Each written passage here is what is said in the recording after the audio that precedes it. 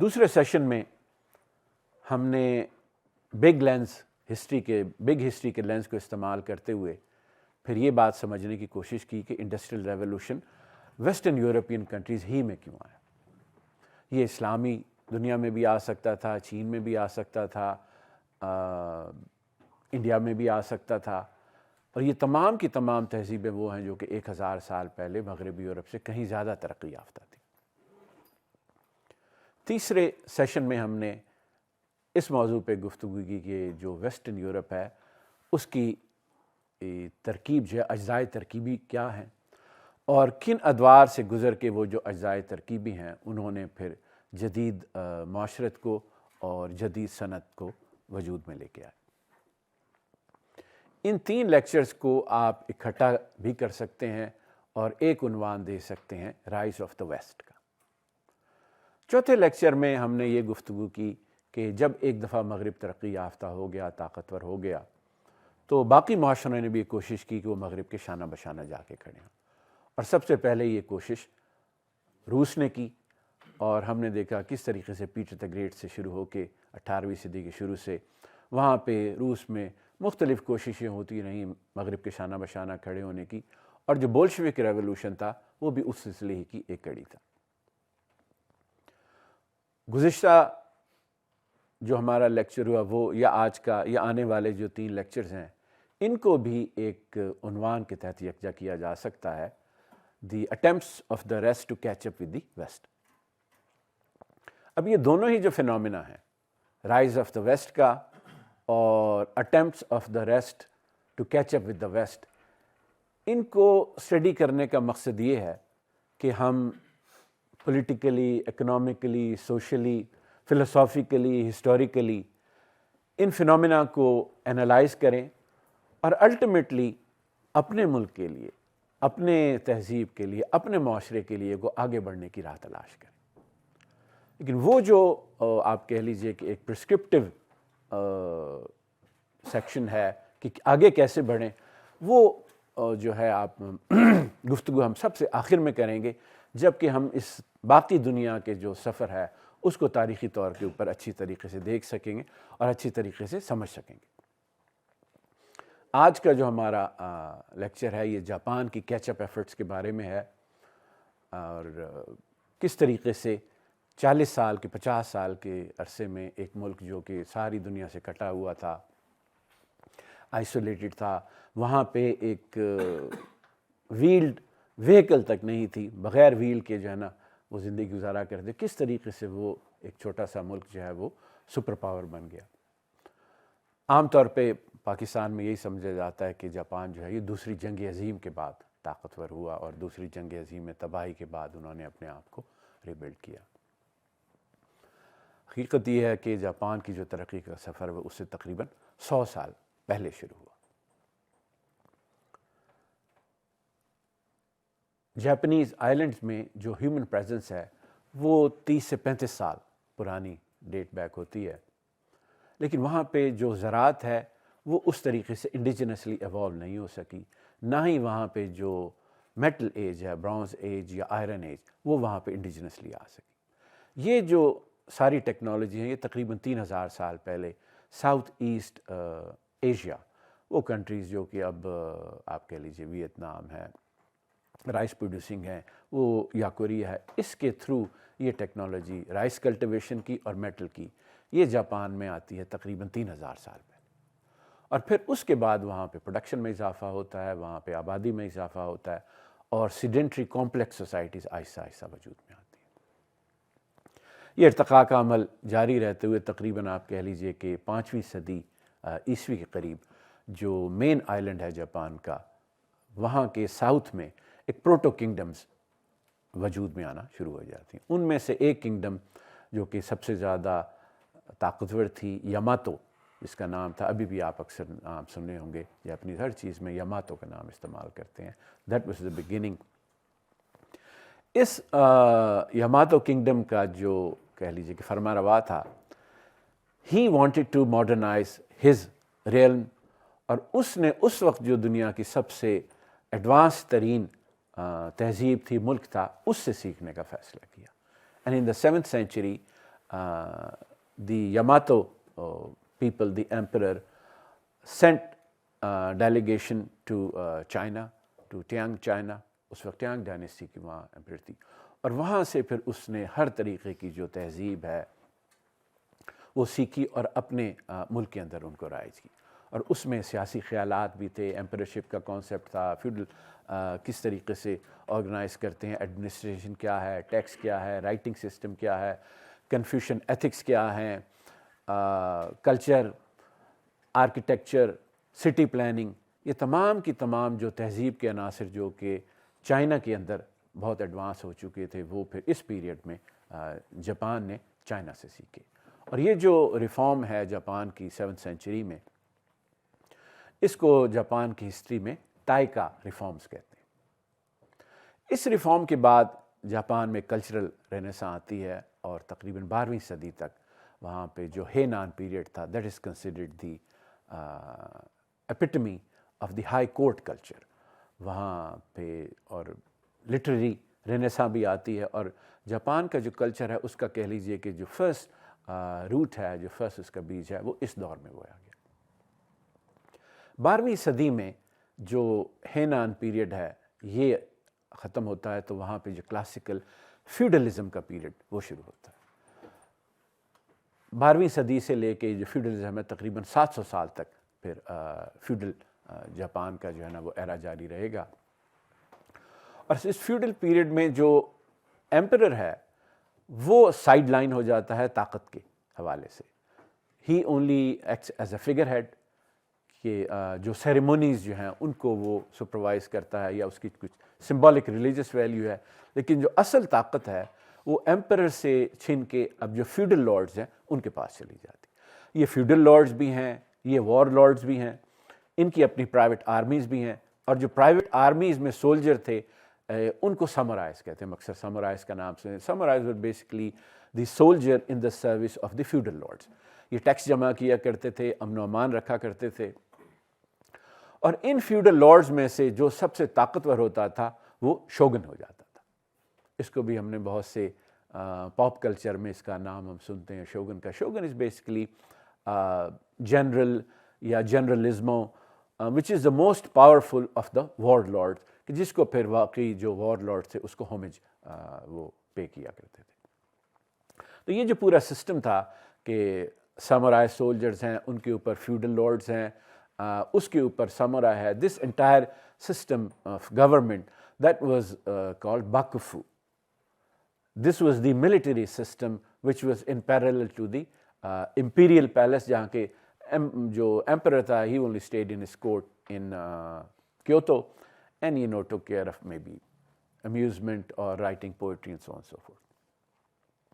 یہ جو feudal Japan کی history ہے that went on, and in the middle of the 15th century it started to, after several, it started to break down.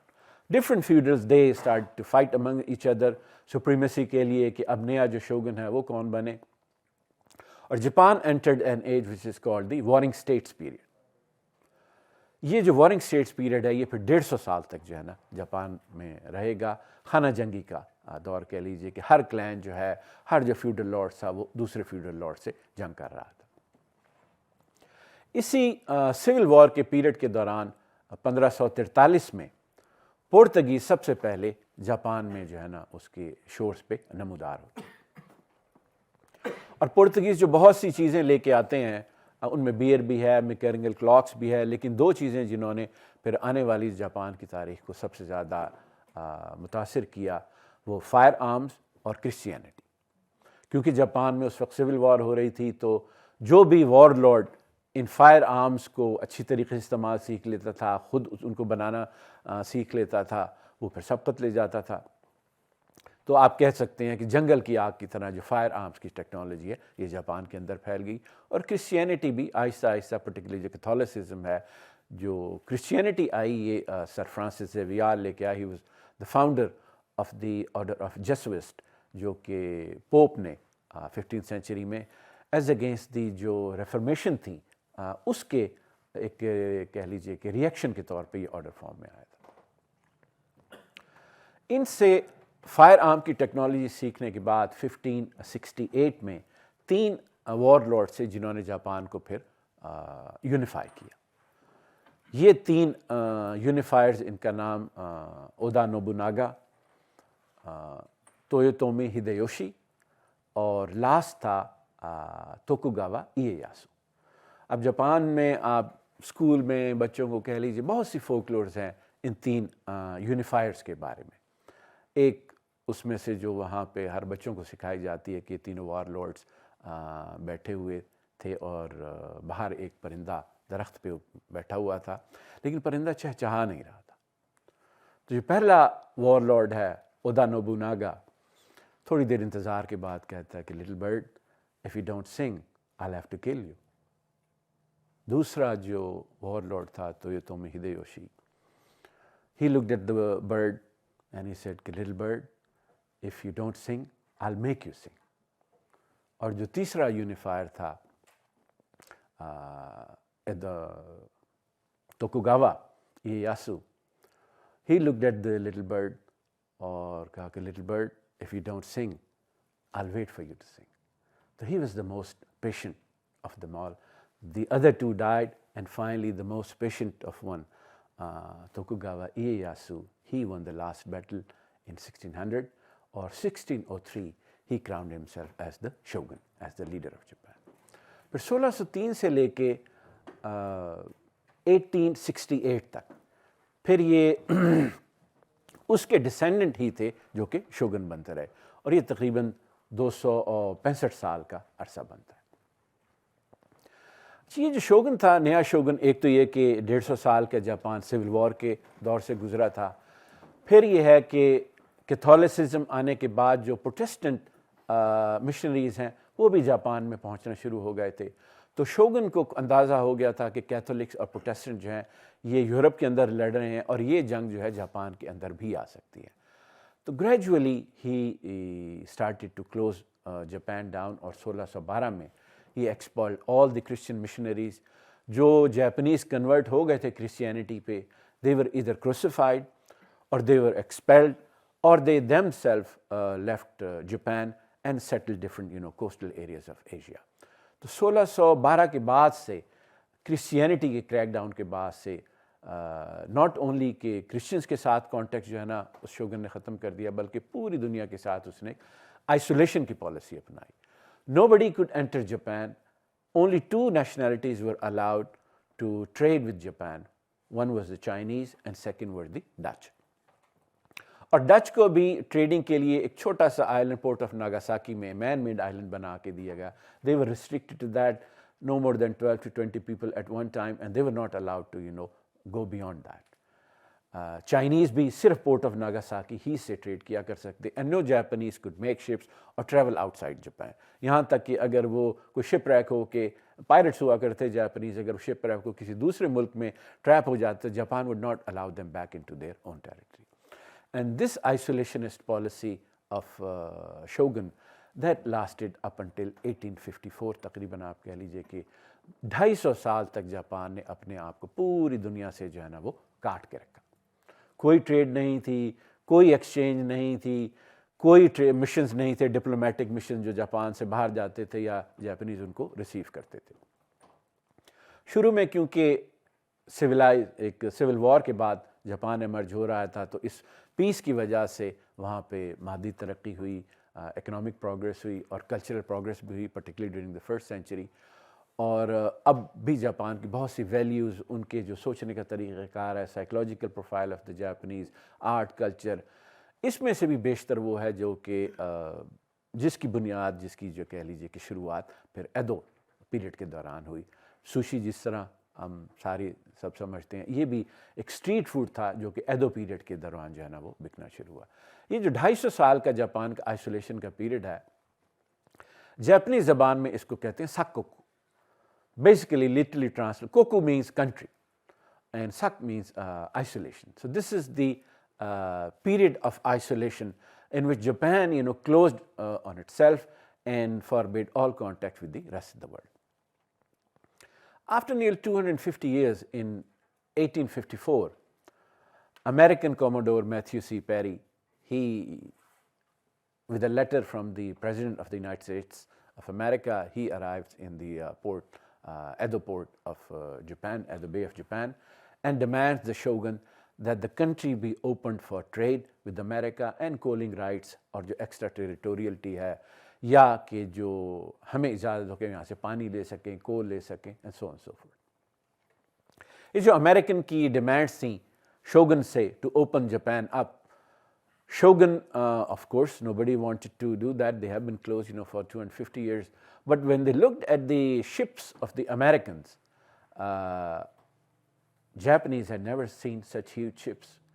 Japanese had never seen such huge cannons. And these were steam ships. تو ان کے mast سے smoke جو ہے وہ نکل رہا تھا. And to Japanese it looked like کہ جو volcanoes ہیں یہ سمندر کے اندر جو ہے نا کھڑے ہوئے ہیں. So these are not really ships, but floating volcanoes. And how could you fight a force that can, bring floating volcanoes to your shore? Eventually, they gave up and they signed a treaty with the Americans, which is the Treaty of Kanagawa. This was the first unequal treaty that Japan had to sign. اور اس کے بعد جتنے بھی European powers تھیں ایک کے بعد ایک جاپان کو بامر مجبوری ان یورپین پاورز کے ساتھ ہی ان ایکول ٹریٹی سائن کرنے پڑے. فرینچ ہیں, برٹش ہیں, آسٹرو ہنگیرینز ہیں, رشینز ہیں, ساروں کے ساتھ جو بھی جس بھی ملک کی ڈیمانڈ ہوتی Japan had no choice but to accept those terms. Shogun جو تھا اس کی ایک ذمہ داری یہ تھی کہ وہ جاپان کو جو ایکسٹرنل تھریٹس ہے اس سے پروٹیکٹ رکھے. اب جب کہ وہ اس میں ناکام ہو گیا تو ہیمیلیٹ ہوا, اس کی پرسٹیج کو بلو آئی, تو باقی جتنے وار لارڈس تھے, باقی جتنے دائمیو ان کو کہا کرتے تھے, those daimyos they turn against shogun. اور جو ریبیلین اس کے خلاف ہوا وہ پھر دو حصوں میں بٹ گیا. ایک حصہ وہ تھا جو کہ شوگن کے ساتھ مل کے جو فارنرز آئے تھے ان کو وہ ریپیل کرنا چاہتے تھے. کہتے کہ ٹھیک ہے ہماری جو ٹیکنالوجی ہے وہ پرانی ہے, ہم تلواروں سے لڑتے ہیں, ہمارے پاس جدید شپس نہیں ہیں, گنز نہیں ہیں, مگر ہمارے پاس ہماری جو روایات ہیں سامورائز کی, واریر اسپرٹ ہے, so come what may let's fight these barbarians and expel them. یہ کنزرویٹو لوگ تھے جو کہ شوگن کے ساتھ جن کا ایک الائنس ہوا. لیکن اس میں ایسے بھی کلینس تھے جو سمجھ گئے تھے کہ ایک روایتی طریقہ کار سے ان کی ہم جو ہے نا یورپینز کو ہم نہیں باہر نکال سکیں گے, اور بہتر یہ ہے کہ اس شوگن کی جو گورنمنٹ ہے, جو باکفو گورنمنٹ ہے, اس تمام کو ختم کر کے اور ایمپرر کو دوبارہ سے جو ہے وہ تھرون کے اوپر ریسٹور کیا جائے. اور ریسٹور کرنے کے بعد جاپان میں ریفارمز لائی جائیں اور جدید طریقے سے طاقت حاصل کی جائے, اور پھر اس کے بعد جب موقع ملے, جیسے موقع ملے, تو ویسٹ کا مقابلہ کیا جائے. یہ ریفارمرز سے. تو conservatives they sided with the shogun and the reformers, the progressive element, they sided with the emperor. دونوں کے درمیان آپ کہہ لیجیے کنفرنٹیشن چلتی رہی, and it led to war as well, war of Boshin, not very bloody war, not a whole-scale war that waged across the Japan, but only between these two factions. جو southern cleanse تھے وہ دو کلینوں میں خاص طور پہ ساتسما اور چوشو, اور وہ پھر الٹیمیٹلی جو سول وار ہے اس میں وہ بھی سکسیسفل ہوتے ہیں. اور ایک ان کی سکسیس کی وجہ یہ بھی ہوتی ہے کہ they had better mastery of the firearms brought out by the Europeans. In 1868, Emperor was brought back from the ancient capital of Kyoto to the capital of the shogun, which was Edo, and it was placed on the throne. The shogun fled to the north, اور جو city تھا Edo اس کو پھر rename کیا گیا Tokyo, which means eastern capital. Now that the emperor himself was residing in Edo, so that's why it was renamed Tokyo, or the eastern capital. And this restoration of the emperor on the throne, on the chrysanthemum throne, that event is called the Meiji Restoration, when the emperor was restored to his rightful place. Emperor itself at that time was only 16 years old, اور وہاں کی ایک Japan کی tradition تھی کہ جب ایک نیا ایرا شروع ہوتا تھا تو اس کا کوئی اسپیسیفک نام دیا جاتا تھا. اس ایمپرر کا نام میجی نہیں تھا, لیکن جو دور کا جس نے آغاز کیا اس کا نام میجی تھا, جو کہ لٹرلی مینز انلائٹنڈ رول. اور یہ بھی نام انہوں نے بڑا سوچ کے دیا, پروگریسو جو کلینس تھے انہوں نے سوچ کے دیا کہ from now on Japan would become as enlightened as the western countries themselves. اور 68 کے بعد سے, میجی ریسٹوریشن کے بعد سے بریک نیک پیس پہ جاپان کے اندر جو ہے نا وہ ہر شعبہ زندگی میں تبدیلیاں آئیں. اور یہ تبدیلیاں وہ سامورائز لا رہے تھے جو کہ پروگریسو تھے, very young people in the 20s in the 30s, اور جو کہ ایمپرر کے ارد گرد اس کے بطور as a adviser, as a statesman جمع تھے. there is no formal structure as such, and they came to be known as Meiji oligarchs. تو جتنی جو پروگریسو پالیسیز ہیں, ریفارم کی پالیسیز ہیں, most of them were conceived by and implemented by these small group of reformers that gathered around the emperor, which we know as Meiji oligarchs. سب سے پہلا جو ان کا چیلنج تھا وہ ملٹری طاقت کا حصول تھا. 1868 ہی میں 69 میں they started build a modern navy, اور اس کے لیے انہوں نے جو ماڈل اپنایا یہ برٹش نیوی کا ماڈل اپنایا. شپ برٹن میں تیار ہوتے تھے, شروع میں سیلرز جو ہیں وہ بھی برٹش سیلرز تھے, بٹ گریجولی جاپنیز نے سیلنگ بھی سیکھ لی, شپ بلڈنگ بھی سیکھ لی, اور ودن 2-3 decades they were building ships that were equal or even better than that of Britain itself.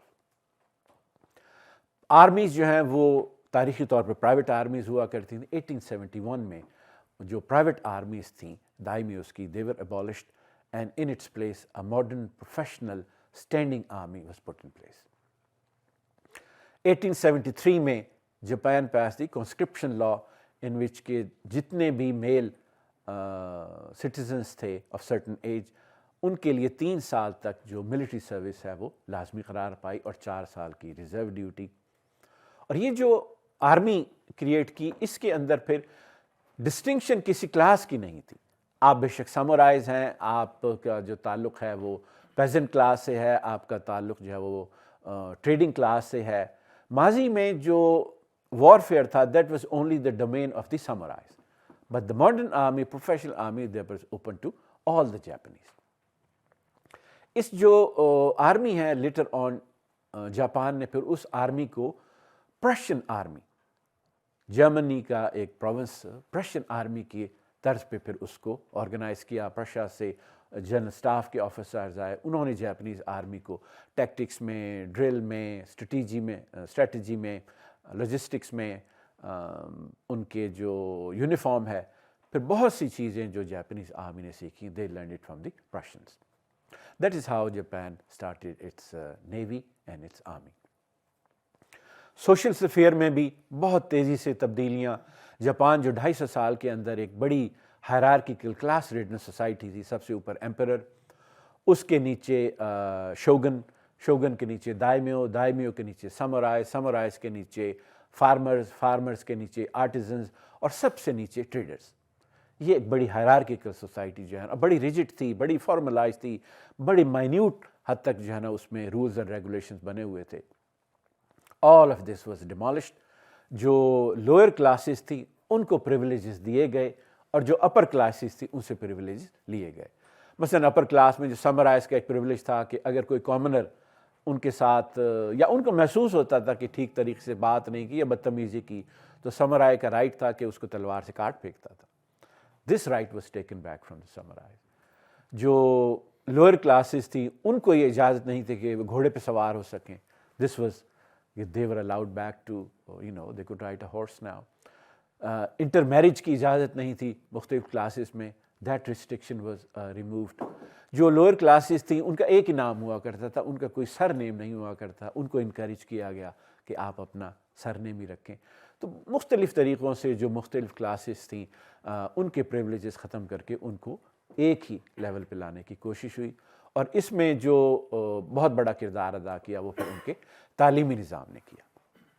1871 میں انہوں نے پبلک ایجوکیشن شروع کی, اور اس میں بھی انہوں نے پرشین ماڈل جو ہے نا اس کو اپنایا. 73 میں انہوں نے ایلیمنٹری ایجوکیشن جو ہے وہ کمپلسری ہو گئی. اور یہ جو ایجوکیشن تھی اس میں بھی کوئی کلاس ڈسٹنکشن نہیں تھی، آپ ایلیٹ کلاس کے ہیں، آپ لوئر کلاس کے ہیں، مڈل کلاس کے ہیں، جس بھی کلاس سے تعلق رہتی ہے تمام کے تمام بچوں کو یکساں تعلیم کے مواقع اور یکساں نصاب جو ہے نا وہ پڑھایا گیا۔ جاپان نے اور بھی بڑی یعنی سوشل سائڈ پہ تبدیلیاں ہوئیں، کیلنڈر جو ہے وہ ویسٹرن کیلنڈر اپنایا، کپڑوں میں خاص طور پہ جو مرد تھے انہوں نے اپنا ٹریڈیشنل ڈریس چھوڑ کے جو ویسٹرن ڈریس ہے وہ اپنانا شروع کیا۔ کھانے میں جاپنیز جو ہیں وہ میٹ نہیں کھاتے تھے، فش ضرور کھاتے تھے لیکن بیف کا کھانے کی نہیں تھے، they started to eat beef. Sake ان کا ڈرنک تھا، نیشنل بیوریج الکوہولک، اب انہوں نے بیئر بھی جو ہے نا وائن وہ بھی ٹیسٹ کرنی شروع کر دی۔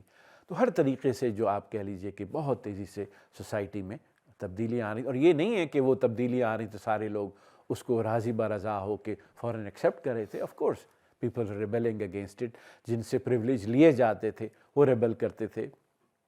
ایون جو لوئر لوگ تھے ان کو ابھی سمجھ نہیں آتی تھی کہ کس طریقے کی یہ جو ریفارمز ہیں ان کا ہمیں کیا فائدہ ہوگا۔ مثلا پیزنٹ جو ہیں ان کو نہیں سمجھ آتی تھی کہ ہم بچوں کو تعلیم کے لیے کیوں بھیجیں، کہ آپ ٹیکس بھی ہم سے لیتے ہیں، ہماری ٹیکس لے کے آپ اسکول بناتے ہیں، ہمارے ہی بچے جو ہے نا پھر اسکول میں بھیجتے ہیں، اس کا کیا فائدہ۔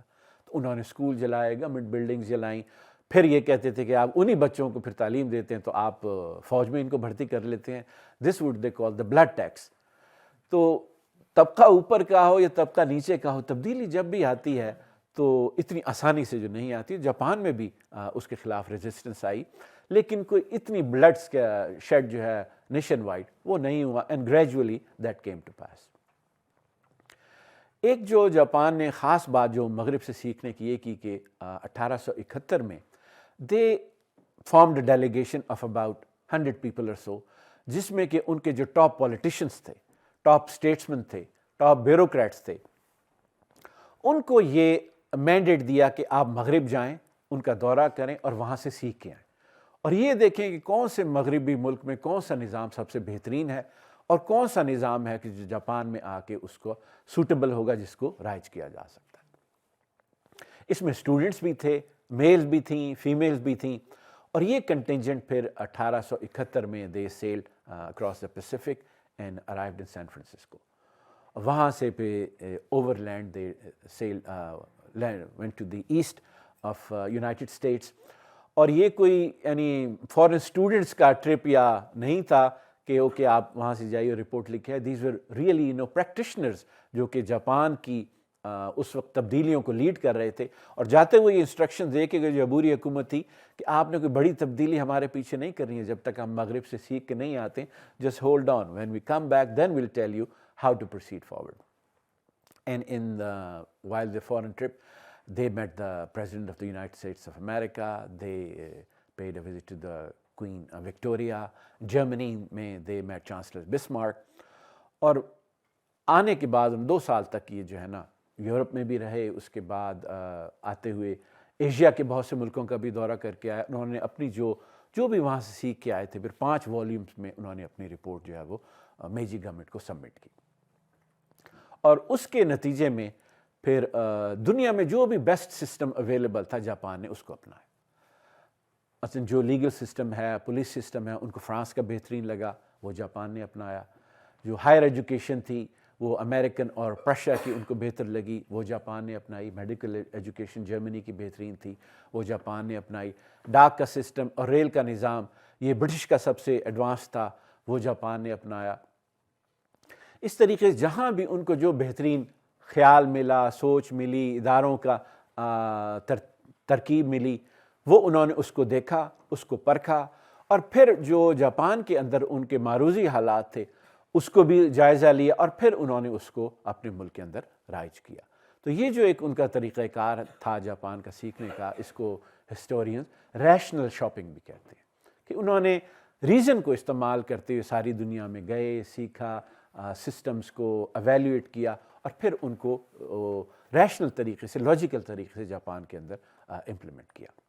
اور یہ جو پورا کا پورا مشن ہے، یہ جو طریقہ کار ہے، اس کا آئیڈیا جاپنیز گورنمنٹ کو دیا ایک ڈچ مشنری نے، اور ڈچ مشنری کے ذہن میں وہ ایمبیسی تھی جو کہ Peter the great of Russia لے کے گیا تھا ڈچ اور انگلینڈ میں، آسٹریا میں، ان 1697-1698۔ تو جس کا ذکر ہم نے پچھلی دفعہ اپنے بولشوک ریولوشن کے دوران کیا کہ جب رشیا نے ماڈرنائزیشن کا آغاز کیا تو پیٹر دی گریٹ نے جا کے ویسٹ سے سیکھا. اب اسی تجربے کو سامنے رکھتے ہوئے جاپان نے بھی ایک مشن بنا کے مغربی ممالک میں لوگوں کو بھیجا, وہ وہاں سیکھ کے آئے اور انہوں نے جاپان کو ماڈرنائز کیا. اچھا, politically emperor was restored back on the throne. There were people gathered around the emperor. They were making decisions, but there was no formal constitution. There was no political structure. There was no parliament. There were no elected, politicians. So how could you govern a modern country? تو reforms کی بہت سی وہاں پہ جو ہے نا خیالات تھے, اور بعض لوگ جو ہے نا وہ جو برٹش سٹائل ڈیموکریسی ہے اس کو پریفر کرتے جو کہ ہمارے ہاں رائج ہے, بعض اس کے حامی نہیں تھے, اور یہ ان کی ڈیبیٹ چل رہی تھی. بٹ ایمپرر پرومس کہ by the end of 1880s I will give you a constitution. تو اس کے لیے ایکسپرٹس جو ہے نا انہوں نے سر جوڑ کے بیٹھے, لیکن کنسنسس پھر یہی ہوا کہ جو ویسٹرن جو برٹش سٹائل ریپرزینٹیٹیو پارلیمنٹری ڈیموکریسی ہے, جاپان ابھی اس کے لیے تیار نہیں. اور جو مین ڈرافٹر کانسٹیٹیوشن تھا ایتو ہیروبومی, finally when he looked around all the European countries, the model of Prussia that looked to him that is more suited or most suited to the conditions in Japan. ایک وجہ اس کی یہ بھی تھی کہ چانسلر بسمارک نے 1871 میں جو جرمن ڈفرینٹ جو اسٹیٹس تھیں ان کو یونیفائی کر کے ماڈرن جرمنی کی بنیاد رکھی تھی. تو جاپان کو بھی کچھ یہی نظر آ رہا تھا کہ اب ہم نے جاپان کو یونیفائی کرنا ہے, کنٹری کو ماڈرن کرنا ہے, تو جرمنی کی example would be most suited. تو وہیں کا ایک لیگل اسکالر تھا آسٹین وانسٹائن, اس کی تھیوری کی بیسس پہ 1889 میں emperor Meiji granted a constitution to the people of Japan. اچھا, یہ جو کانسٹیٹیوشن ہے, emperor said کہ this is a gift from the emperor to the people of Japan. Technically, the sovereignty still belongs to the emperor and not to the people. And the emperor in its own benevolence is presenting this constitution as a gift to the people of Japan, basically technically who are still their subjects. اس constitution کی basis پہ 1890 میں Japan میں پہلی دفعہ election ہوتے ہیں, lower house کے, ڈائٹ جسے وہ کہتے ہیں. لیکن اس الیکشن میں بھی صرف 1.13% پاپولیشن ہے وہ ووٹ کر سکتی ہے.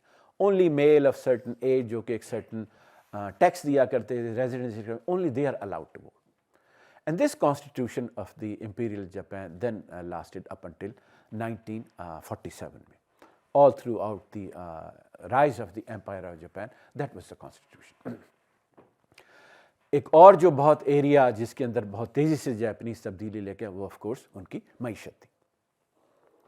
سب سے پہلے ایگریکلچر پہ توجہ دی گئی, کوآپریٹیوز بھی فارم ہوئے, پیداوار میں اضافہ ہوا, ان کی جو کیلوری انٹیک تھی وہ بہتر ہوئی, آبادی میں اضافہ ہوا. لیکن یہ جو پورا ایگریکلچر سیکٹر تھا دیٹ واز ہائیلی ٹیکسڈ, اور جو ٹیکس کے ریونیوز تھے وہ جاپنیز حکومت دو طریقے سے ان کو استعمال کرتی تھی. ایک تو انفراسٹرکچر بلڈنگ کے لیے, اور دوسری نئی انڈسٹریز لگانے کے لیے.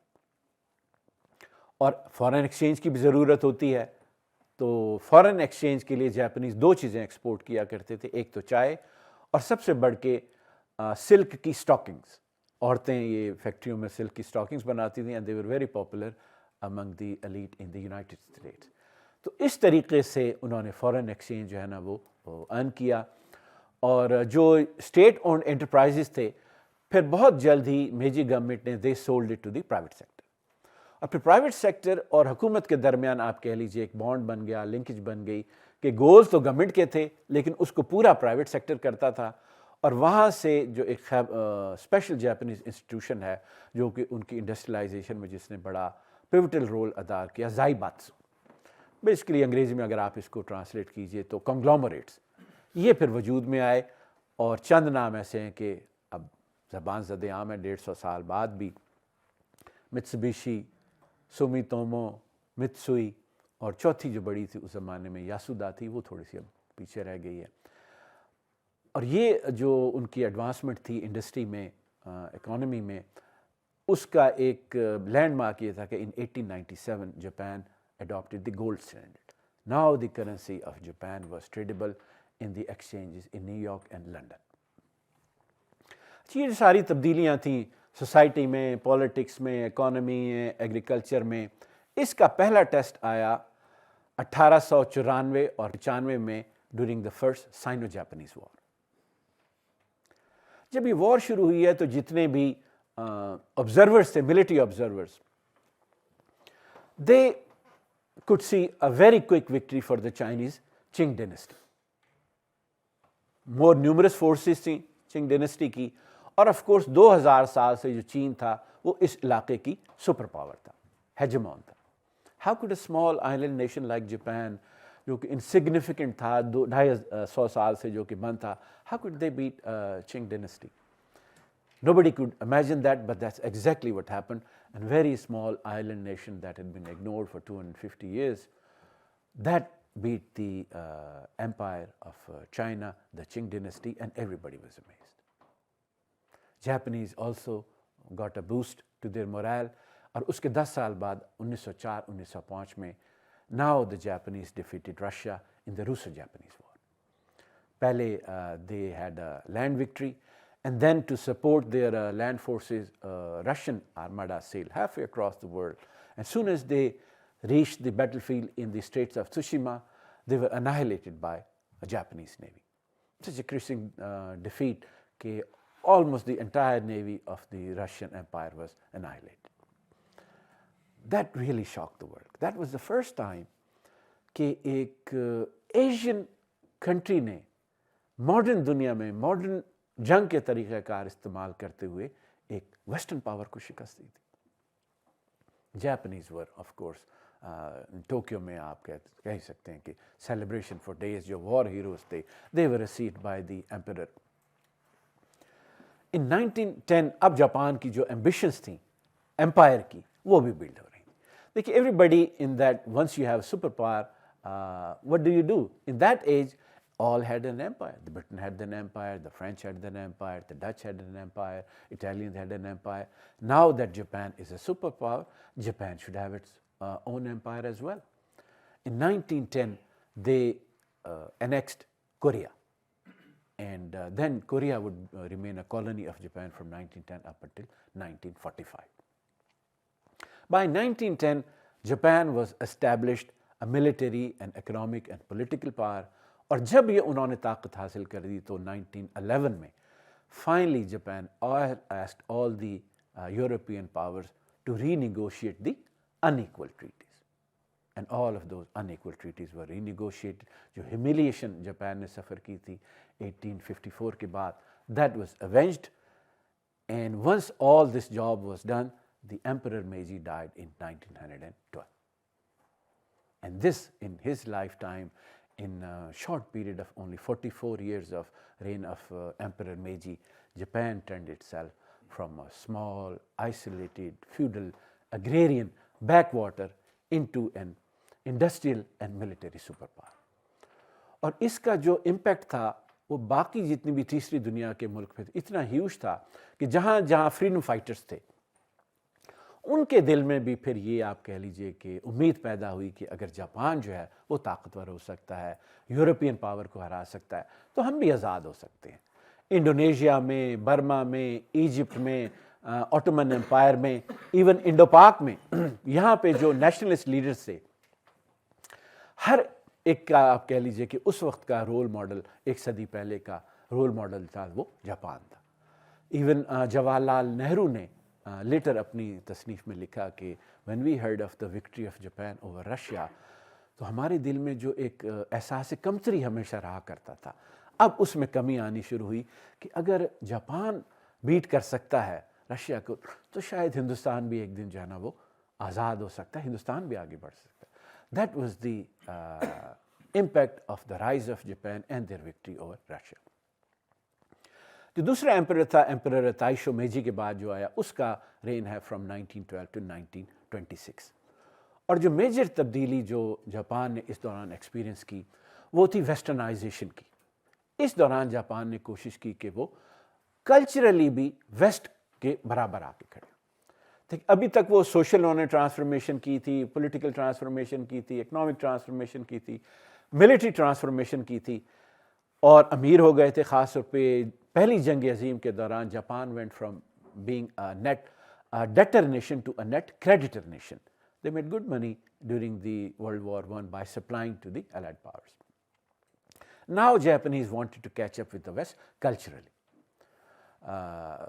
میوزک میں, سنیما میں, باہر آؤٹ ڈور ڈائننگ میں, ان کے جو لٹریری سٹائلز ہیں ان میں, there were movements for more political freedoms, labor unrests. اور دو ٹرمز اس دور میں جو ہے نا خاص طور پہ جاپان میں استعمال ہونے لگی, modern boy and modern girl. تو جاپنیز جو ینگ جنریشن تھی they wanted to become modern. لڑکیاں بھی جو ہیں وہ ماڈرن بننا چاہتی, اور بہت سی آپ کہہ لیجیے کہ تبدیلی کے ساتھ جو بہت سے ایسے بھی secret and non so secret society تھی جو کہ LGBT کو بھی پروموٹ کر رہی تھی. یہ جو پیریڈ ہے 1912 سے لے کے 1925 تک, ایمپرر جو ہے وہ ڈائٹ تو 1926, یہ اس کو ہسٹورینس کہتے ہیں تائشو ڈیموکریسی, کہ جس کے درمیان جاپان نے کوشش کی تھوڑی سی لبرل ویلیوز کو اپنانے کی. ایک اس کا نتیجہ یہ ہوا کہ بہت زیادہ جب یہ اوپننگ اپ کی بات ہونے لگی تو there was a backlash against it. Particularly جو کنزرویٹو ایلیمنٹ سوسائٹیز تھے, they said کہ یہ جو اب ایسی باتیں ہو رہی ہیں یہ جاپان کے کلچر کے مطابق نہیں ہیں, اور ہمارا تو کلچر ہے کہ آپ سادگی اپناتے ہیں. اب جس کے پاس دولت آتی ہے وہ کنسپیکیوس کنزمپشن کی طرف جاتا ہے. ہمارا کلچر کہتا ہے کہ آپ گروپ میں جو ہے نا اس کو پریفر کرتے ہیں, اور اب جو ویلیوز آ رہی ہیں اب میں اس میں انڈیویجولزم کو جو ہے نا وہ پروموٹ کیا جاتا ہے. تو یہ جو بالکل جس طرف جاپان چل پڑا ہے, یہ ہماری جو اسپرٹ ہے, ہمارے کلچر کی اسپرٹ ہے, یاماتو اسپرٹ ہے, یا ہماری بشیدو کوڈ ہے, وارئر کا کوڈ ہے, this is all against that. The politicians are corrupt and the business man they are enjoying themselves, they do not care about the rest of the society. یہ back lash پھر آنا شروع ہوتا ہے, خاص طور پہ 1923 میں ایک ٹوکیو کے گریٹ ارتھ کویک کے بعد یہ ٹینڈنسی جو ہے نا بیک لیش بڑھتی چلی جاتی ہے. ان 1925 جاپان پیسز اے لا, پیس پریزرویشن لا, اور اس میں دو چیزوں کو آؤٹ لا کر دیا جاتا ہے, غیر قانونی قرار دی جاتی ہے. ایک چیز ہے کہ آپ پرائیویٹ پراپرٹی کے خلاف پروپیگنڈا نہیں کر سکتے. یہ اس لیے ہوا کہ اس وقت جو سوشلسٹ اور کمیونسٹ آئیڈیالوجیز ہیں وہ بھی بہت پھیلتی چلی جا رہی تھیں.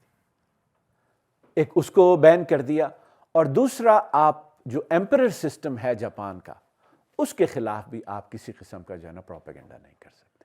So these were the two things upon Japan legally cracked down in 1925.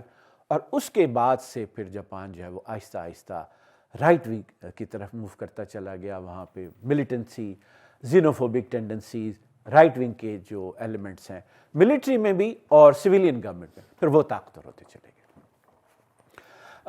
بہت سے جو وہاں پہ رائٹ ونگ کی سوسائٹی تھیں انہوں نے پولیٹیشنز کو اور بزنس مین کو ان کو اسیسینیٹ بھی کرنا شروع کر دیا. گورنمنٹ نے اور آرمی نے جو انڈسٹری تھی اس کے اوپر بھی اپنا کنٹرول بڑھا دیا کہ ان کیس آف وار جو پروڈکشن ہے اس کو وہ وار کے لیے استعمال کرتے. اینڈ گریجولی جاپان جو ہے دیٹ سلڈ انٹو ملٹریزم, شوونزم. اور جو ان کی ایک ایکسپینشن کی پالیسی تھی, امپائر بلڈنگ کی پالیسی بھی, وہ بھی کنٹینیو رہی. 1931 دے انویڈڈ منچوریا. 1934 میں they place the x emperor of China پو یی on a throne of the puppet state they had created, Manchukuo. On 1937 میں finally Japan invaded China, and that was the start of the second Sino-Japanese war. اب یہ جو Japan کی activities تھیں, expansion کی activities تھیں اور امپائر بلڈنگ کی ایکٹیویٹیز تھیں, which they would call East Asia Co-Prosperity Zone. Americans اور باقی Europeans power they were against it, they were asking Japan.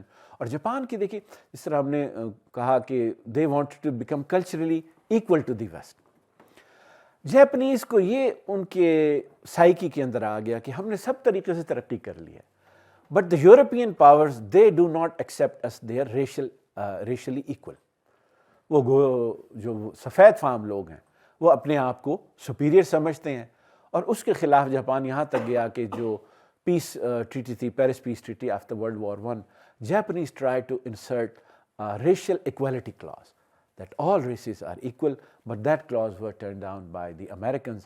اور پھر یہ جو ٹینڈنسی ہے شوونسٹک ٹینڈنسی جاپان کے اندر بڑھتی چلی گئی، ان کے اوپر پابندیاں لگنے لگیں، اور آخر میں جو امریکنز نے آئل امبارگو امپوز کیا ہے جاپان پہ، تو finally Japan attacked on Pearl harbour 17 December 1941 and that is how Americans entered World War II. World War II was extremely brutal, fought in the Pacific between two powers, Americans and the Japanese. جو eastern front پہ basically it were two power, Germany against Russia, and here you had Japan against the United States. Very brutal conflict. Americans sacrificed a lot, and finally island hopping کی strategy اپناتے ہوئے they confined the Japanese to the main island.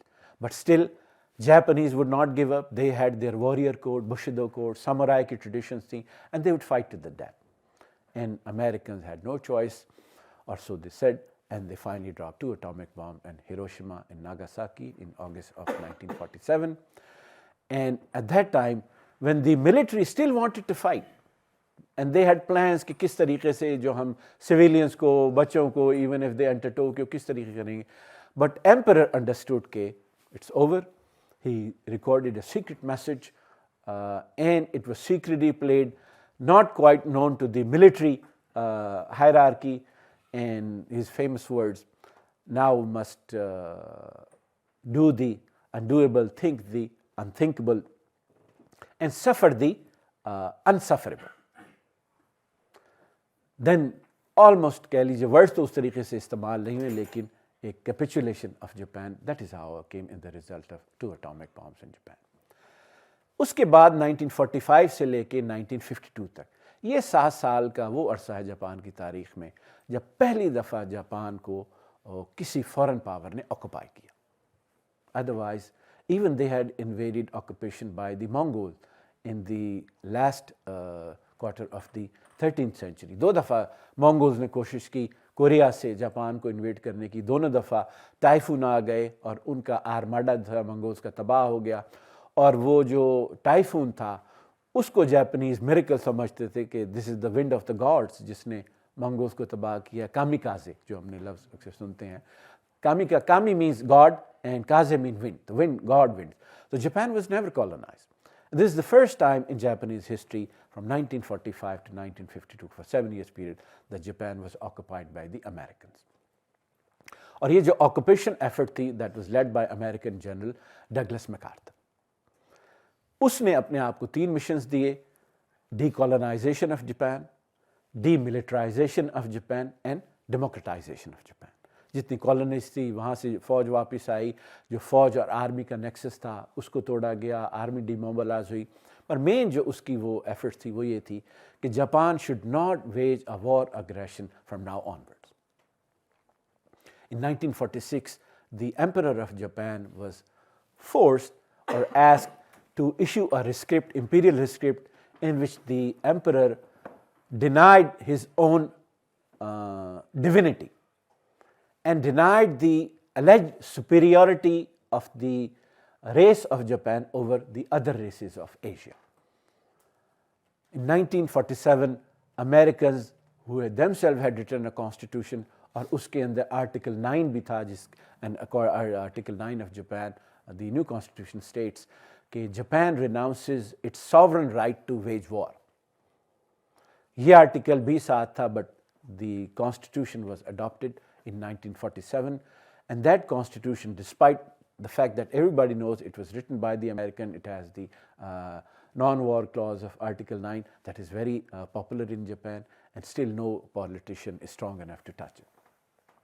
اس کے علاوہ بھی MacArthur بہت سی تبدیلیاں لے کے آیا، لینڈ ریفارمز لے کے آیا، and by the time Americans left 90% of all the land was tilled by owner farmers. Education میں ریفارمز لے کے آئے، جو ایجوکیشن اپنے اسکولوں کے اندر وہ ملٹری ویلیوز اور ایتھکس پڑھایا کرتے اس کی جگہ جاپنیز نے وہاں پہ سیوک ایتھکس جو ہے نا وہ پڑھانی شروع کی امریکنس نے. اور جو امریکن ایجوکیشن کا سسٹم تھا 6334 کا وہ جاپان کے اندر جو ہے نا وہ انہوں نے امپلیمنٹ کیا. جو ریسٹرکشنز تھیں پولیٹکس پہ بھی, ٹریڈ یونینسٹ ایکٹیویٹیز پہ بھی اور میڈیا پہ بھی, اس کو بھی پھر جاپنی جو امریکنز نے آہستہ آہستہ میلو ڈاؤن کیا. سنیما کے اندر ایک خاص ہی موضوع کے اوپر فلم بن سکتی تھی, اب امریکنز نے بہت سے موضوعات کی اجازت دے دی. بہت سے سین جو پہلے نہیں آپ دکھا سکتے تھے امریکنز نے اس کی بھی اجازت دے دی. بیس بال امریکنز لے کے آئے, جیز میوزک جو ہے نا وہ امریکنز لے کے آئے. تو ایک طریقے سے کہہ لیجیے کہ جاپان کا جو بہت ہی کلوزڈ اور ملٹرسٹک ان کا ایک مائنڈ سیٹ بن گیا تھا, Americans try to open them self up.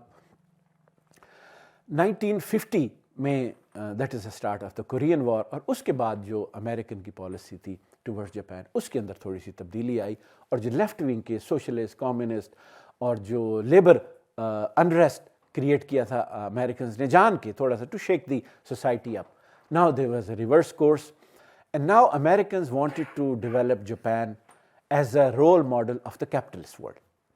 It's the height of the cold war. U S S R اپنے جو پراکسیز ہیں ان کو دنیا کے سامنے نمونے کے طور پہ پیش کر رہا تھا, امریکنز جو ہیں وہ اپنا بھی ایک رول ماڈل دنیا کے سامنے پیش کر رہے تھے. 1952 میں جو جاپان کی ساورنٹی تھی that was handed back to Japan in the treaty of San Francisco, اور امریکن اور Japan they sign a treaty of U S Japan peace treaty, security treaty. اور یہ جو سیکورٹی ٹریٹی ہے یہ اب تک قائم ہے. It is one of the most successful and longest lasting security treaty between two sovereign nations.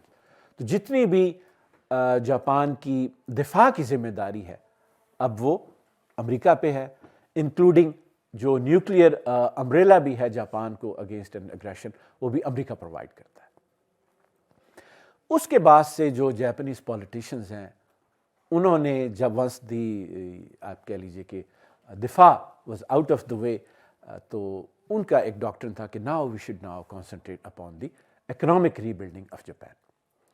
یوشیدا ان کا پرائم منسٹر تھا, he was the architect of the peace treaty and he is also the architect of the reconstruction of Japan. In 1955, two big political parties, Liberal Party and the Democratic Party, they merged together and they formed LDP, Liberal Democratic Party. اور یہ party پھر 38 سال تک Japan میں ایک ہی party کی جو ہے نا وہ حکومت رہی, اور لبرل ڈیموکریٹک پارٹی کے پولیٹیشنز نے Ministry of International Trade and Industry MITI اور منسٹری آف فائنانس کے بیوروکریٹس نے اور ان کے جو بزنس کے لیڈرز سے, یہ ایک آپ کہہ لیجیے کہ ٹرائنگل ایک نیکسس بن گیا, پولیٹیشنز کیا, بیوروکریٹس کا اور بزنس مین کا.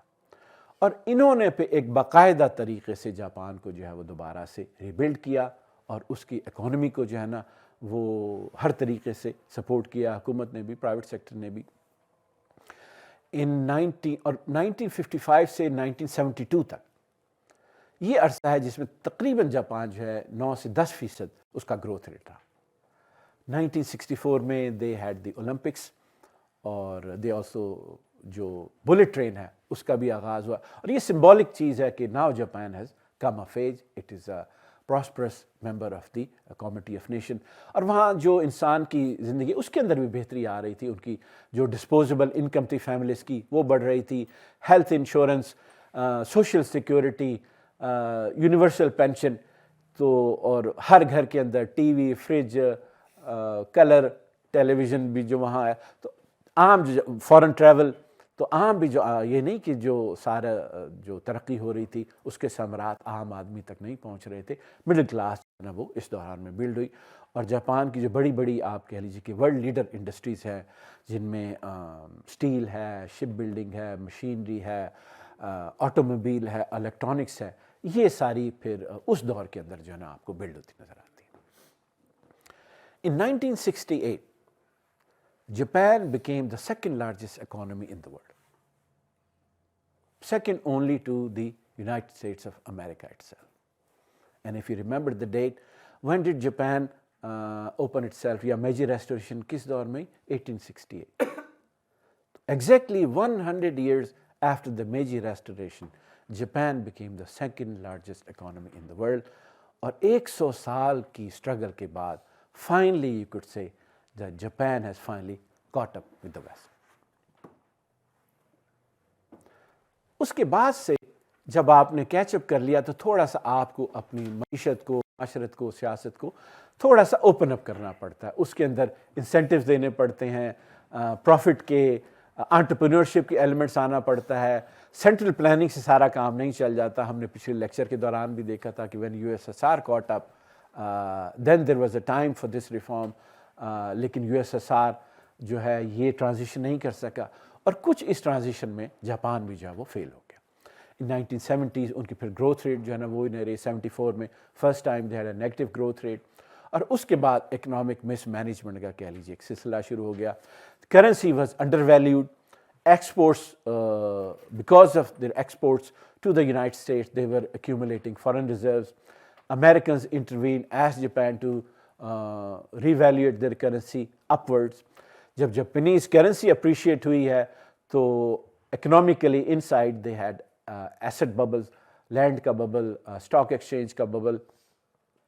اس bubble کے نتیجے میں ایک یہ بھی سچویشن آ گئی کہ total value of the real estate of Japan was 4 times more than the value of the entire real estate in the United States of America, جو کہ ایک ملک 25 گنا اس سے زیادہ بڑا ہے. So that was such an extent of the bubble that was created. اب bubble کو کریٹ کرنے کے لیے جب ڈیفلیشنری پالیسیز سینٹرل بینک نے انٹروڈیوس کی ڈیفلیشنری پالیسیز تو اس کی وجہ سے گروتھ متاثر ہوئی. پھر 1990s میں اور جو ارلی 2000 کا ایک ڈیکیڈ ہے اس کے اندر جاپان کا growth is only 1%. And these are called the 2 last decades of Japan. اور اس کا نتیجہ یہ ہوا کہ 2010 میں Japan was replaced from the position of the second largest economy to the third largest economy, and China overtook its place. Now China is the second largest economy, second only to the United States. لیکن اس کا یہ مطلب نہیں ہے کہ Japan کوئی غریب ملک ہے. Japan is still the third largest economy. It has one of the best life expectancy of male and female population. It has one of the best health insurance system, one of the best pension system, and it is one of the most peaceful and secure countries in the world. Crime rate is almost nil in Japan. So it is one of the best places to live still in the world. یہ جو Japan کا سفر ہم نے دیکھا اگر 1543 سے شروع کریں جب پرتگیز آئے آج 2022 میں تو تقریباً یہ 500 سال کا سفر بنتا ہے. اور 500 سال میں جاپان نے ہر طریقے کے تجربے کیے. آئسولیٹ کر کے بھی دیکھا، مغرب سے سیکھا بھی، ان کے شانہ بشانہ بھی ہو گئے، جنگ بھی کی، جنگ میں بھی ہار گئے، ہارنے کے بعد دوبارہ سے اپنے آپ کو ریبلڈ کیا. تو تقریباً ہر قسم کے اس کے اندر آپ کو سبق مل جائے گا ایک پسماندہ ملک کے لیے، تیسری دنیا کے ممالک کے لیے کہ کس طریقے سے آگے بڑھا جا سکتا ہے. اگر میجر جو ہم وہاں سے لیسنز ڈرا کر سکتے ہیں ان کو دیکھیں تو ایک بات تو واضح ہے کہ اگر آپ یہ سمجھتے ہیں کہ آپ کبوتر کی طرح آنکھیں بند کر کے ویسٹ کو اگنور کر دیں گے اور آپ پھر بھی آپ جو ہے نا اپنی ساورنٹی کو اور اپنی آزادی کو قائم رکھ سکیں گے تو that's not going to happen. بہت سے ملکوں کے لیے ممکن ہی نہیں ہے کہ ساری دنیا سے اپنے آپ کو کاٹ کے جو ہے نا زندہ رہیں. جاپان کے لیے ممکن تھا. They're an island nation, you know, on the far edge of the Eurasian landmass, so they could do that. مگر اس کے باوجود بھی 250 سال تک آئسولیٹ رہنے کے بعد when West came back knocking at their door, it was even more powerful. تو ویسٹ سے آئسولیشن یا نظر چرانا یا اس کا مقابلے سے کترانا یہ اسٹریٹجی ایک سیلف ڈیفیٹنگ اسٹریٹجی ہے. It's not going to work. ایک جاپان کی مثال سے یہ بھی نظر آتا ہے کہ ہمارے جو پولیٹیشنز ہیں، ہمارے اسٹیٹسمین ہیں اور بھی دنیا کے جو پسماندہ ممالک ہیں وہاں کے پولیٹیشین اسٹیٹسمین اپنی تمام طرز پسماندگی کا ذمہ دار وہ کلونیلزم کو قرار دے دیتے کہ since we were colonized, that's why we are weak. کیونکہ ہم کولونائز ہوئے اس لیے ہم خود سے ترقی نہیں کر سکے، ورنہ یہاں بھی اسی طریقے سے انڈسٹریل ریولوشن آیا تھا، یہاں بھی جدیدیت آ جاتی. اب جاپان 250 سال میں کولونائز نہیں ہوا تو یہ نہیں کہہ سکتے کہ یہاں سے دولت لوٹ کے لے کے گئی اس وجہ سے جاپان جو ہے غریب ہو گیا. جاپان 250 سال تک کوئی فورن پاور نے اس کو جو ہے نا رول نہیں کیا. جاپان چاہتا تو خود سے ماڈرنٹی اور انڈسٹریل ریولوشن جاپان میں بھی آ سکتا تھا، لیکن یہ دونوں چیزیں آپ کو جاپان کی تاریخ میں نظر نہیں آتی. تو یہ کہہ دینا کہ کلونیلزم ہی ہماری جو پسماندگی کا ذمہ دار ہے، کم از کم جاپان کی تاریخ سے یہ ثابت نہیں ہوتا.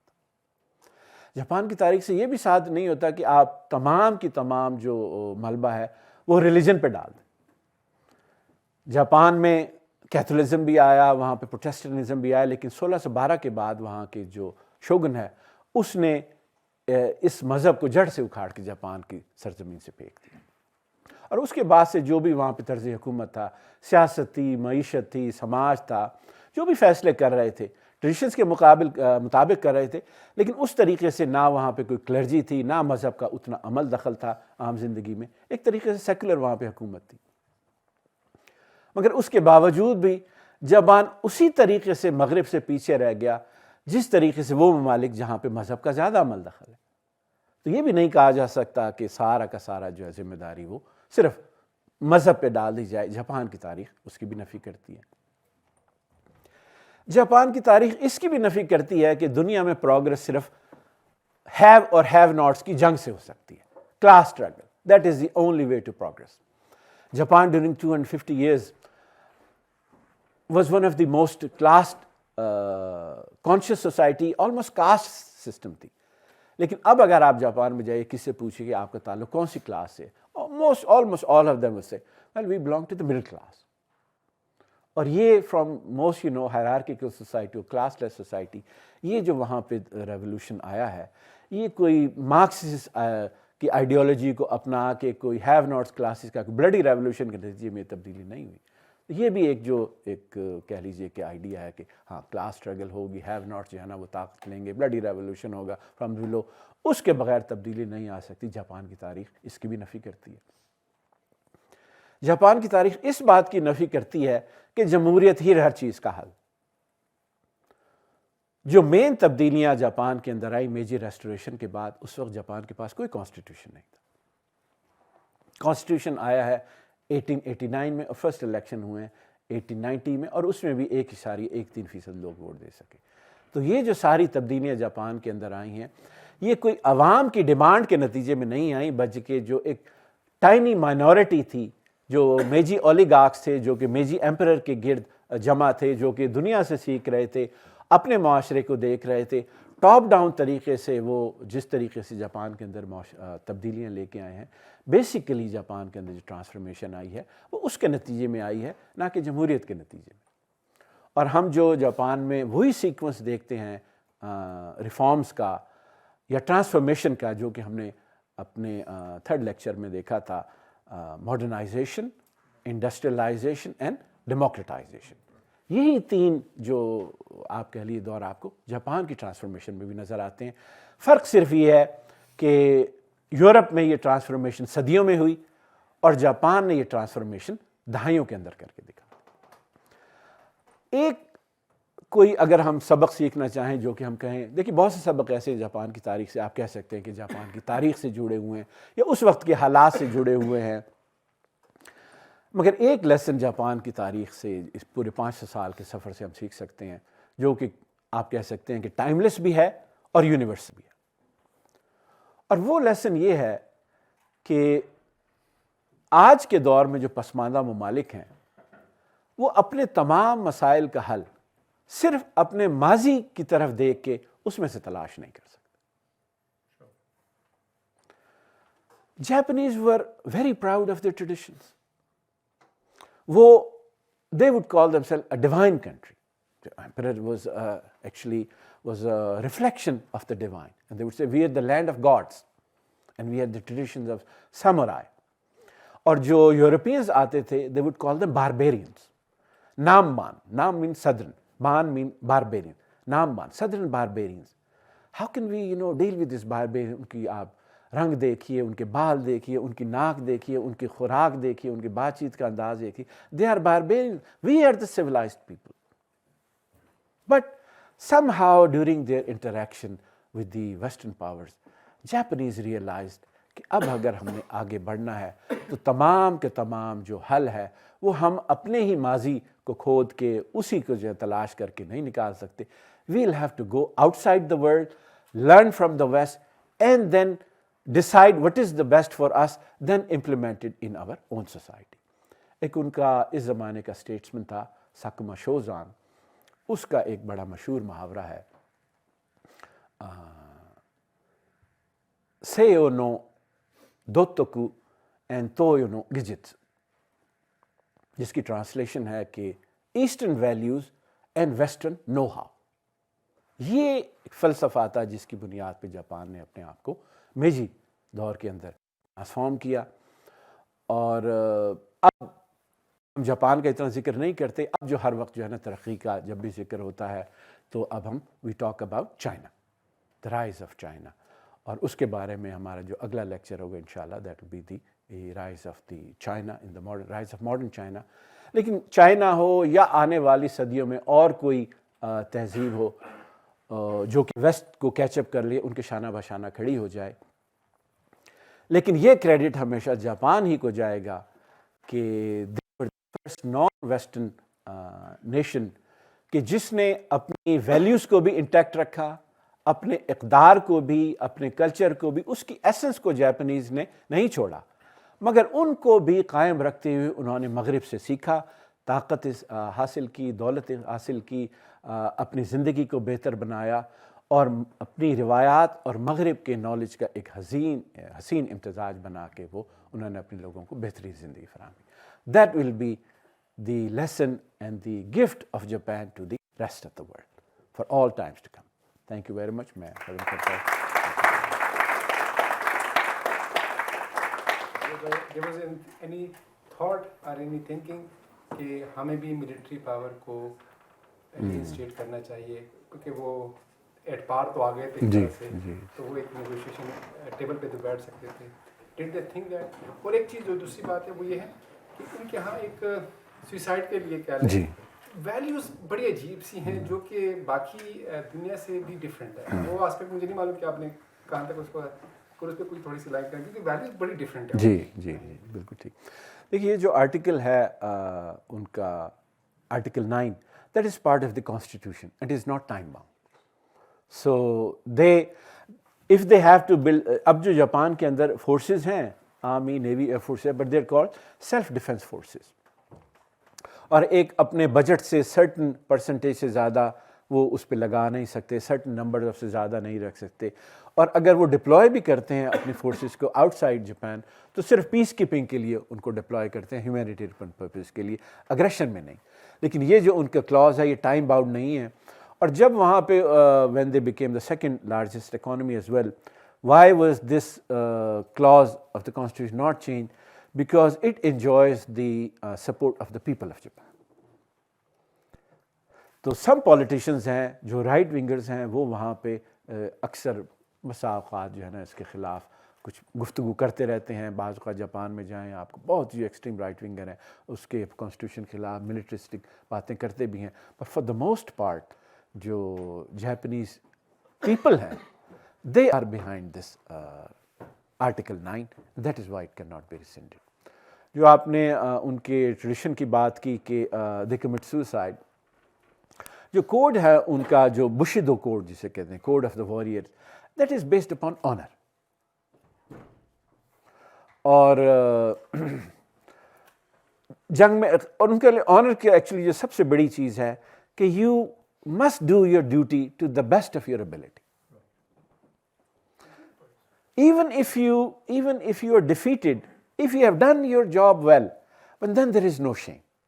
For example, when they defeated the Russian fleet in 1904, 1905, so after that, jo Russian fleet ka admiral tha, he was at a hospital in Tokyo. So, jo Japanese admiral tha, he went to see him, and he said, "Sir, defeat and victory, they are common fate of any soldier. What really matters is whether you did your job well." And he shook his hand. تو یہ جو ان کی ایک ہے نا کہ do every thing well, اسی لیے آپ کو جاپنیز کلچر میں، ان کی پروڈکٹس میں، ان کے ریچولز میں بڑی پرفیکشن نظر آتی ہے.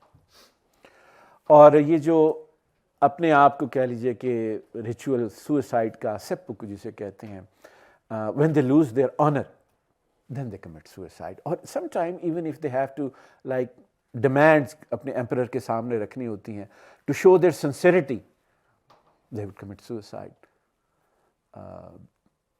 That really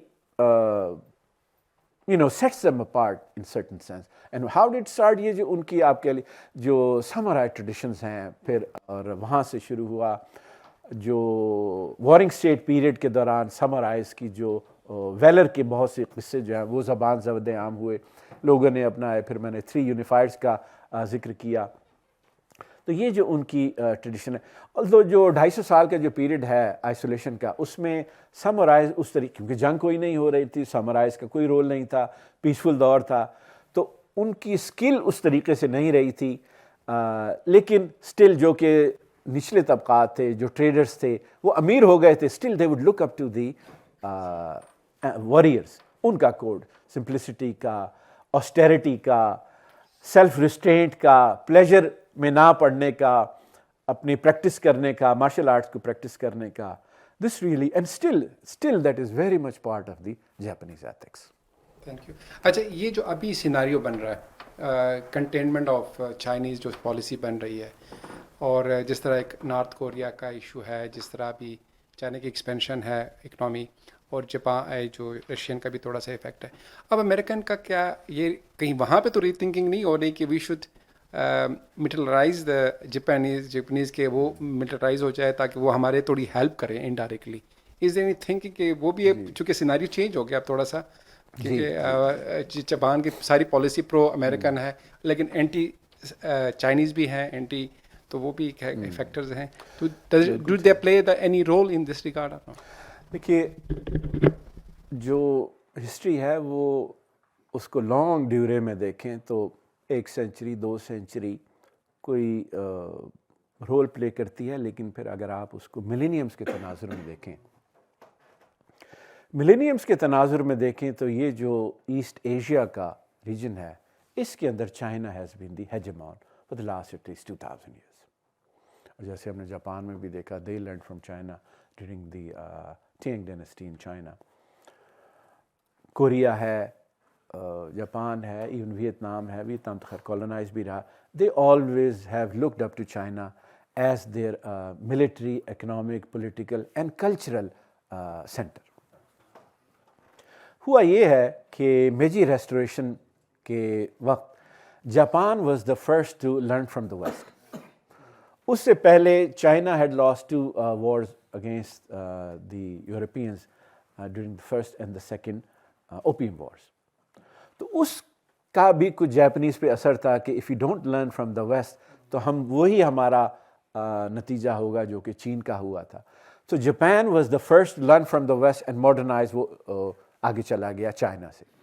اب جب آگے چلا گیا تو اس نے خود سے کولونائز جو ہے نا کرنے کی کوشش کی, چین کو کولونائز, کوریا کو, باقی آئلینڈس کو. اب 100 سال بعد now China is learning from the west. China has learned from the West. Now China is emerging. So if history is any guide, then most likely the balance of power that has been historically maintained in East Asia for the last 2000 years, that probably will be restored. And I can only foresee that, I don't know in how many decades, in how many centuries, that Japan will become tributary to the Chinese, as has been the practice in the last 2 millenniums. Of course, that is not going to happen so peacefully. جو Japan کے بہرحال they do have a peace treaty with the United States. United States ہمیشہ اس کو coalition کا حصہ بنا لیتا ہے. بٹ جاپان کے اندر اگر کوئی ایک حد سے بڑا تو وہاں پہ ضرور اس طرح کی واشز آئیں گی. And you can not really rule it out کہ Japan was always allied itself with the United States. I think they do understand کہ جو ان کی پروکسیمیٹی ہے, جو پاور ہے, وہ چائنا ہے and not the United States. اور یہ میں کو میرا خیال ہے کہ 30 دفعہ آپ کا جاپان کے اوپر لیکچر سن رہا ہوں, لیکن ہر دفعہ ایک نئی چیز آبویسلی سیکھنے کو ملتی ہے. میری ایک آبزرویشن ہے, آپ اس کے اوپر کامنٹ کر لیں. 250 سال کا پیریڈ ہے جہاں جاپان آئسولیشن میں رہتا ہے, لیکن ایک ویلیو جس کا بھی آپ نے ذکر کیا وہ جاپنیز سوسائٹی کے اندر ہمیں نظر آتی ہے، جس کو آپ آنر کہتے ہیں. اوبیسلی اور بھی بہت ساری ویلیوز ہوں گی.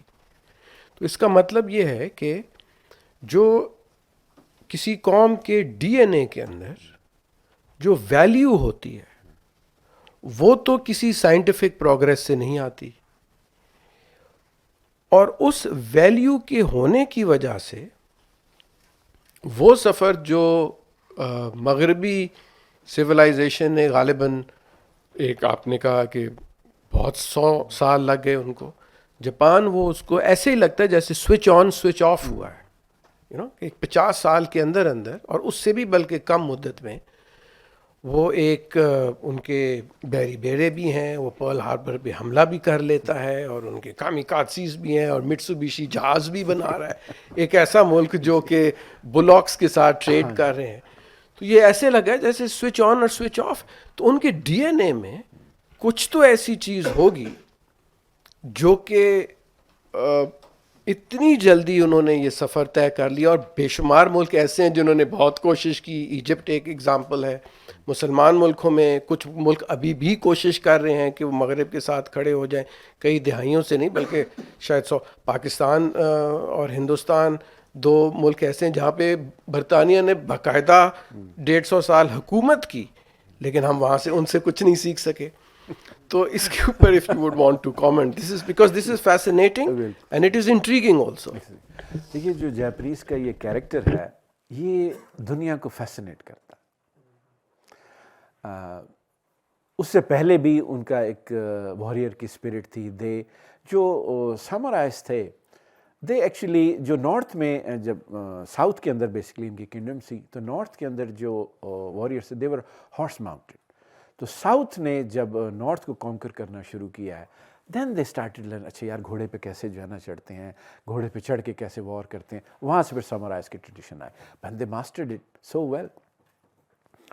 اور 250 سال کے درمیان جو جاپنیز سوسائٹی ہے، آنر کے ساتھ ساتھ اس میں ڈسپلن بھی جو ہے نا بہت زیادہ تھا. They are minutely organize. کس طرح کپڑے پہننے ہیں، اٹھنا کیسے ہے، رولز کیا ہیں، رسپانسبلٹیز کیا ہے، بات کیسے کرنی ہے.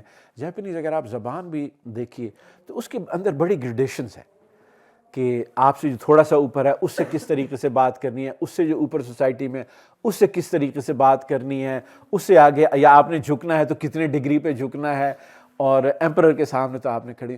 تو یہ جو ایک ڈسپلن ہے، سیلف ان کی کہہ لیجئے کہ بہت ہی ان کی اندر اسپرٹ. اور یہ بھی آپ نے صحیح کہا کہ وہ سوئچ آن سوئچ آف کی بھی ان کے اندر جو ہے نا آپ کو خصوصیات نظر آتی ہیں، بالکل اسی طریقے سے جیسے میجی ریسٹوریشن میں نظر آتا ہے.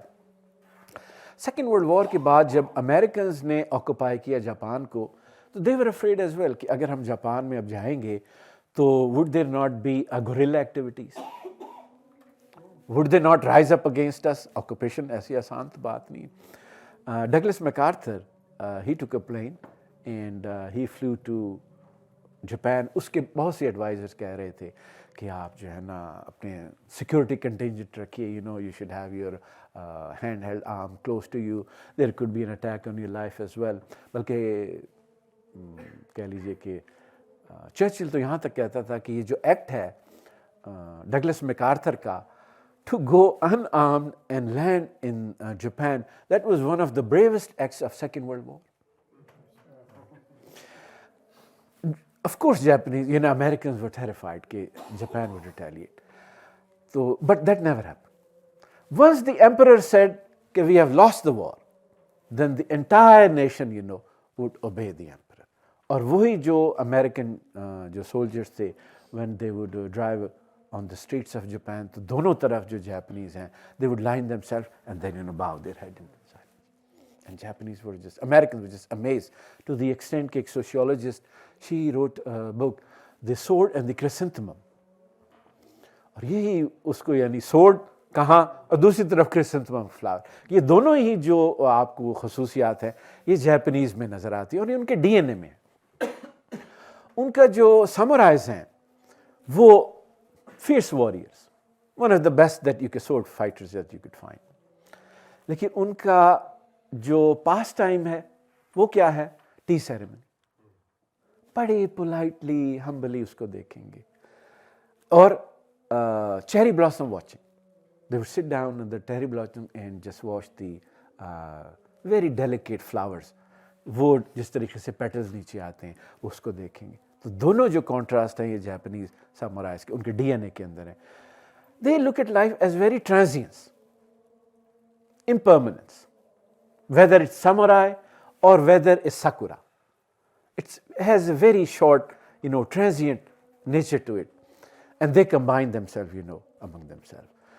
تو یہ جو جاپنیز, یہ صحیح ہے آپ نے کہا کہ ویسے سیکھنے کا بھی ساتھ ہے, لیکن اس کے اندر جو جاپنیز کا اتنا کوئک رائز ہے, اور جس کو بہت سے یورپینز جو ٹریولرز تھے انہوں نے بھی نوٹ کیا. Even when the Portuguese came, they said کہ these people are different. ان کے اندر جو ریفائنمنٹ ہے, ان کے اندر کلچر ہے. یہاں تک کہتے تھے جو مشنریز تھے کہ لگتا ہے کہ سارے کے سارے جاپنیز جو ہیں کسی کورٹ کہ جو ہے نا وہ ٹرینڈ ہے یہاں تک, اتنے ان کے مینرزم ہے. یہ عام آدمی تو لگتے ہی نہیں.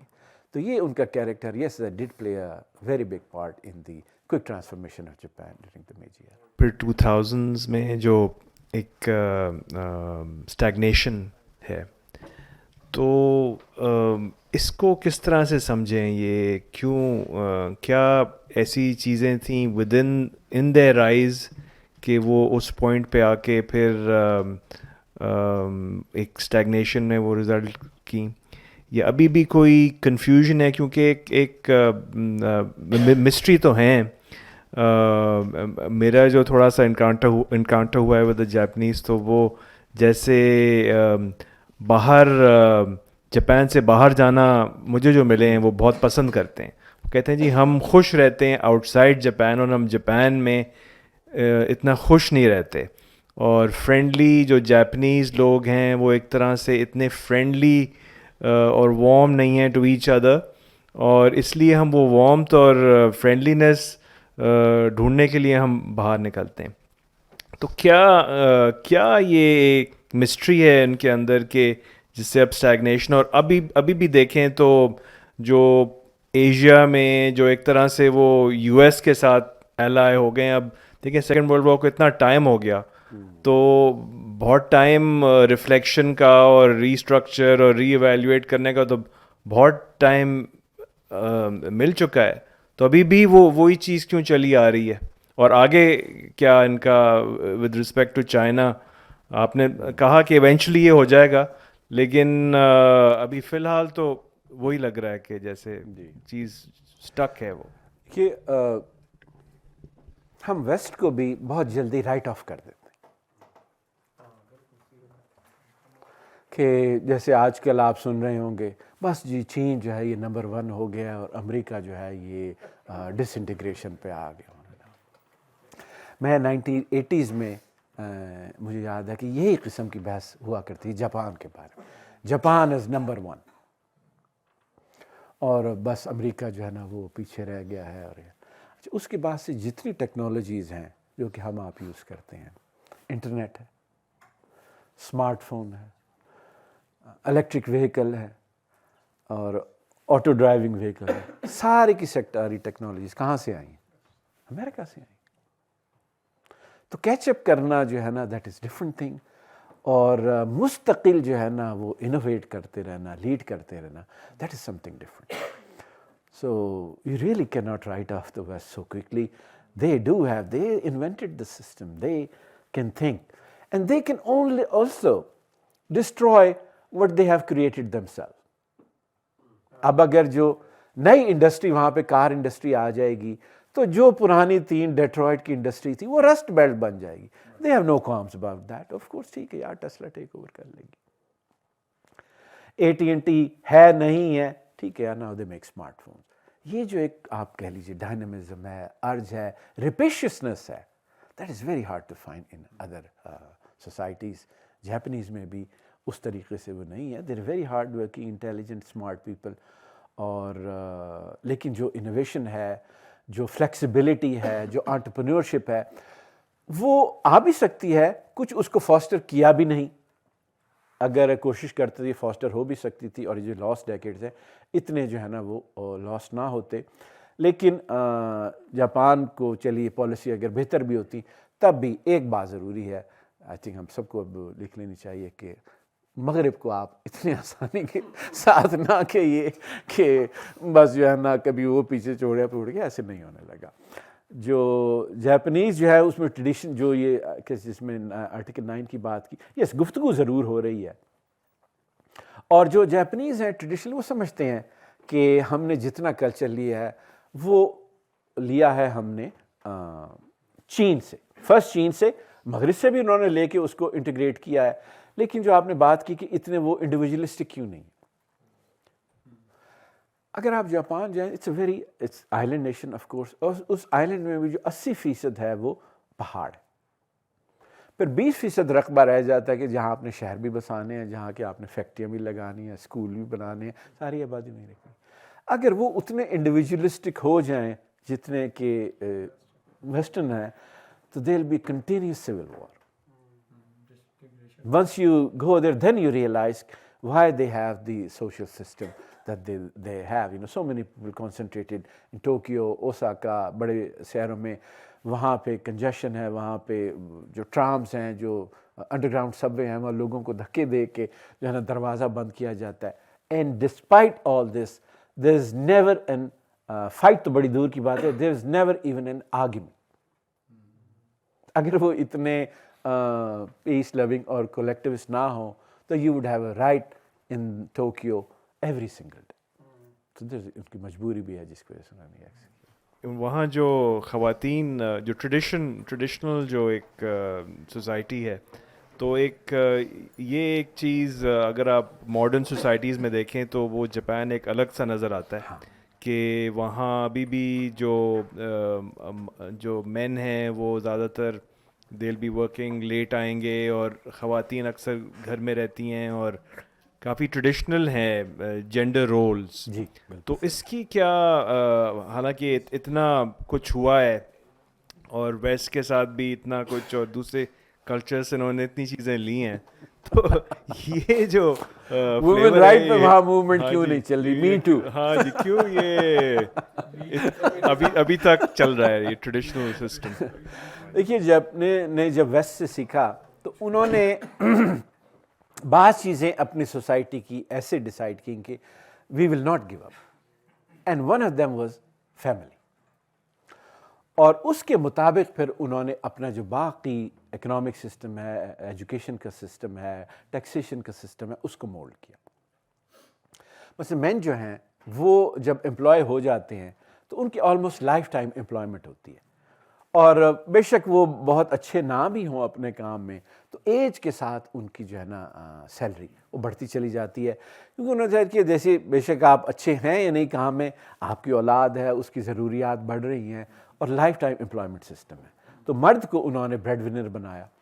اب جو عورت ہے اس کے لیے انہوں نے ایجوکیشن بھی الگ رکھی، اس کے لیے جو بی اے کا پروگرام ہے اس کو 2 سال کا ہے، جو مرد کے لیے وہاں جو بی اے کا پروگرام ہے وہ 4 سال کا ہے.